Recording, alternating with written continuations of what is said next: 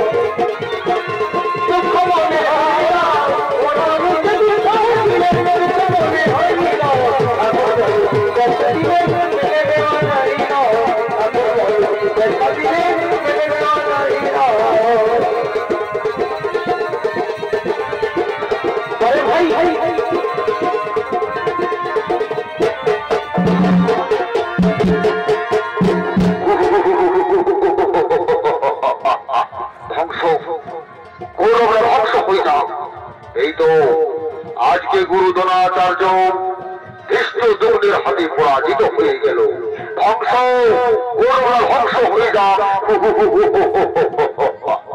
মাননীয় দর্শক মন্ডলী, কিন্তু কেন আমি কৌরবদের ধ্বংস চাইছি?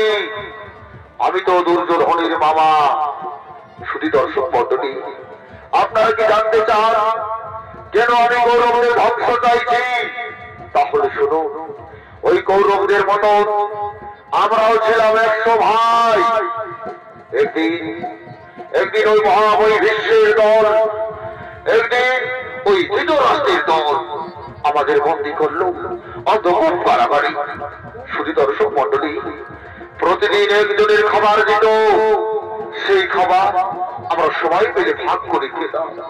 তখন আমাদের পিতা বলল, পুত্রগণ, এইভাবে তো সবাই মারা যাব, যে কোনো একজনকে বেঁচে থাকতে হবে। যে নিতে পারবে প্রতিশোধ, আমি সেই দায়িত্ব নিলাম। আমি সেই খাবার খেতে লাগলাম। চোখের সামনে আমার 99 ভাই, আমার পিতা মারা গেল।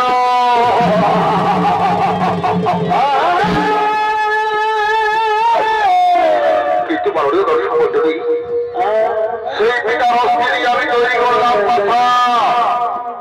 যে পাশা খেলাই ছিল পাণ্ডবদের বনবাস, যে পাশা খেলাই ছিল দ্রৌপদীর বস্ত্র হরণ, যে পাশা খেলাই ছিল কুরুক্ষেত্রের মহারণ।